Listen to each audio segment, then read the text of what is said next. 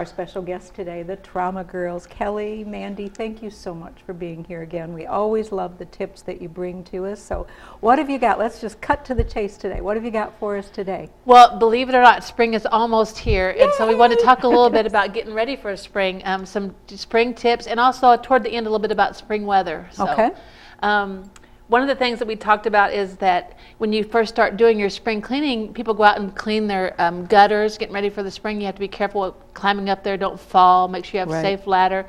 The other thing is to make sure that you've stored your winter firewood and stuff, make sure it's stored in a safe place. You put it up, you don't want it too close to the house where you'll have danger of tripping and falling or catching fire, because you know fires are often a danger when people start using their candles and stuff like that more often. So that's kind of the things that we kind of talk about. A little bit more about walking. People be out in the wood. Oh, I can't talk. People be out walking, taking their walks, getting their bicycles out. Yeah. And we want to remind everyone to be safe, especially whenever they're in those intersections. Make sure you use a crosswalk. Not always does oncoming traffic or turning traffic notice you and realize that you have the right of way. So make sure that if they're not going to yield for you, you stop and be very careful, especially walking with children. Sure. You want to make sure that they're seeing, you're holding their hand, and teach your kids how to walk safely. There's really not a specific age that kids are ready to walk by themselves. Right. So you always need to be talking to them about safety on the road, safety in parking lots. We have a lot of injuries in just the parking lots, even this winter. You know, we often get in our car and we don't turn around and see someone behind us. So if you're the pedestrian, you need to be cautious and aware of your surroundings. And we also, when we get in our car, be aware of your surroundings and bicyclists and pedestrians. Sure. I would think, too, would be a great idea that as much as when people walk, they've got their iPods on and they've got their earplugs in, maybe make sure the volume is such that you can hear oncoming traffic, or you can hear beyond the music. So Absolutely. And one of the other things is it gets to be spring, and spring fever hits not only the human population but also the animal population. So be careful if you're going to be hiking in the woods that you're thinking about, is it getting warmer, or the snakes starting to come out, the bugs will start coming out, some mating animals may be out. So you know, be safe and be aware of your surroundings and make sure that you are careful when you're out walking in the woods or taking a hike, that you're, you know, being conscious of their environment also. Sure. I know, just driving home every day, the deer are already think it's spring, and they're coming out of the woods in large groups. So, Absolutely.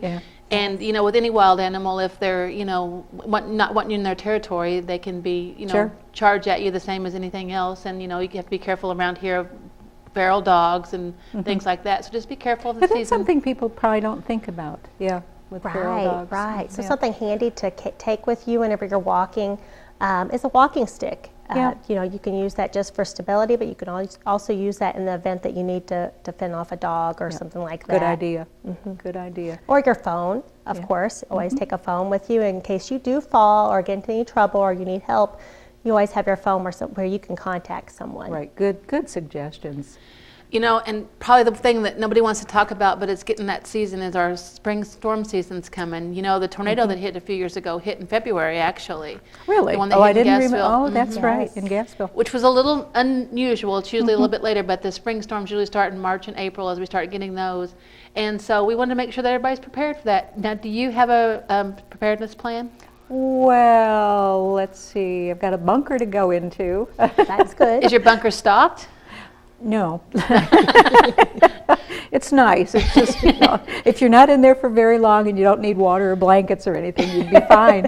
So. Well, you know, our family has a survival plan. Ours is a zombie apocalypse survivor plan. A zombie apocalypse. Okay, yeah, you got to tell us about that one, Kelly. Well, I have a 10-year-old, and of course he's into zombies.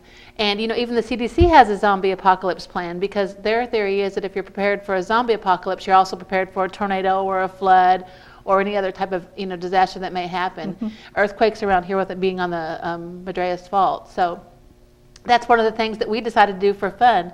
And so that's how we kind of got to going. We have a zombie plan, like if something happens, where do we all meet? How do we come together? And we make sure that we have food, water, first aid kit. You want to have a good flashlight. You want to make sure you have more than one exit in and out of the house or a room, and that's good for a fire or any type of damage. You want to make sure that everybody knows a way to contact each other, so you should have your cell phone and a charger. Big for our community is medications. So if you take medications on a normal basis, you need to make sure that you have a 7-day supply that you have kind of. Oh, sure. And if you Right. remember when they had Hurricane Katrina, we had a lot of evacuees come, and that was probably our biggest problem, is that we had to get them their medications, and they didn't have them with them, and it was hard to have prescriptions, of course, anymore. And so, make sure that you have that information available. And copies of things like your birth certificates, your driver's license, because that gets lost in like a tornado. And Right. And Have a copy someplace else, maybe in a Yes. safe deposit box or just another site.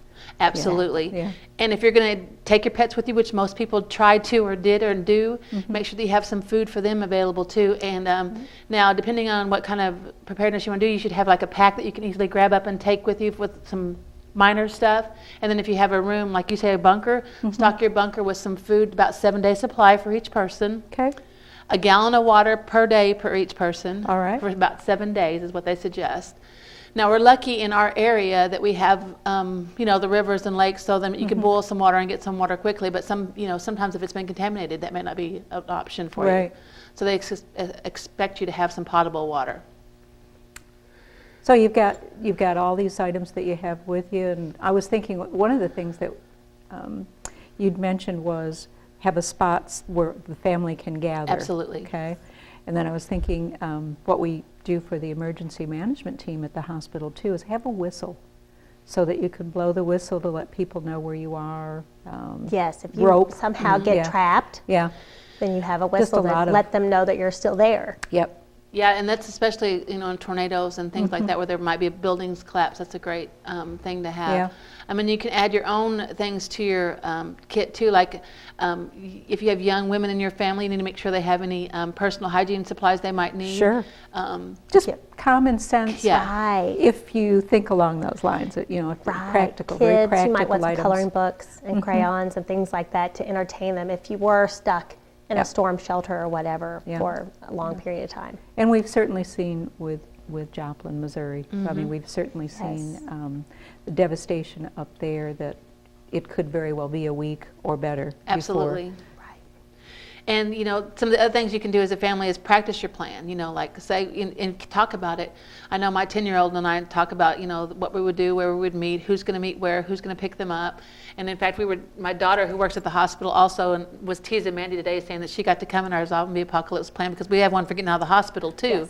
So since I'm in the office, I'm allowed to come with them. Yes. Okay. We've included her in I our plan. have. I Oh, told them, good. I don't have You a won't plan be at left home. behind. That's right. But when an incident happens, if you already have a plan in place, that makes it easy to interact it. The same as getting out of your house when it's burning. If your family knows what the route is to get out and you've practiced it, even small children can remember, and it's not as scary if you've done it once, even Right. in a mock situation. It's a great idea. Practice, practice, practice. Absolutely. Exactly. And not to scare the children or anything like that, but boy, preparation is the key. It really Well, and you can is. make it fun. You can make a game out of it. You can, time them and see who can do it the fastest or who can remember what part they're supposed to do. And if you have little kids, like what they recommend is that you have each person have a job. Like you're going to walk out and you're going to come by the tree and you're going to, not come back, but make sure you've grabbed whatever on the way in your room. But with kids, you have to make sure that they're not staying in the house to get their frog or their stuffed animal or anything like that. yeah. So you want to make sure that, you know where you're going. But adults can be more specific. Like my job is to get the bag that has the personal items in it, or, my husband's job would be to get the tent or whatever else you might need, Yeah, to yeah. make sure that each person has their role they're supposed to do. And everything is there, and you go ahead and, I'm sure, like you mentioned, have a good flashlight, check Yep, the batteries batteries. periodically, make sure Yes. they work. And a radio. Yep, a radio. Yeah, they expect, sorry, I couldn't come up with that word. They expect you to maybe have like a weather radio, so you can check the weather and also have any emergency broadcast that might be out there. Right. So, Yeah, because there'll always be somebody broadcasting. There's Absolutely. always, Yes. you know, so we've found that out through our emergency management team as well, and FEMA and all of this, that there's always some way for communication to occur. But a lot of things, like we did find out with that one tornado, that cell phones all went. So can't rely on that as well. So throw in a pencil and paper and Well, and in Correct. Joplin, when we went to tour Joplin, did you go with us to that Yes, tour? I did. I thought you did. When we toured Joplin, one of the things that the nurses did there is that, like when they evacuated the hospital, if I was in they wrote it on their patient's arm or on their gowns, they would write, on such and such medication or just had baby or whatever it was, and then they sent them out because they hadn't had anywhere else to write it. So they'd write their name and what they had wrong with them and send them out of the hospital. And, those kind of things, thinking about what you would do is what you should do. Yeah. And be prepared. Yeah, I know they found that we learned a lot of lessons when we were up in Joplin, one of which was they had all the bags for their staff, but the bags were in a part of the hospital that was blown away first. They couldn't get to them. So I know that at the hospital, we've got ours at each individual unit. We've got one in administration, each nursing section has one. And lessons learned from Joplin. And lessons learned from Joplin, exactly. And I know one of the stories that with the team that went up there really was significant to us is that one of the nurses that had the OB department, which was up on the higher level of the hospital, they hadn't given the order to evacuate yet, but she had, I think, was it 5 or 6 babies that she had, and so she thought, well, I have to do something, so she loaded them all up and was already headed down, and they say that if she hadn't have, that she would have, but they probably would have died because that hit at that area next. Yep. So. Is that not scary? Common sense sometimes, or Yes. just Think. following your gut. Yeah. And just Right. remember things like paper's not going to be there anymore. So they didn't have any paper. They didn't have any pens, pencils. yep. They didn't have anything. Yes. So you have to be thinking about The those type of Sharpie things. and things, Yeah. yes. Well, we're going to talk some more. I know we've got lots more to learn from the trauma girls today and what's coming up. We need to take a short break and we'll be right back. Don't go away.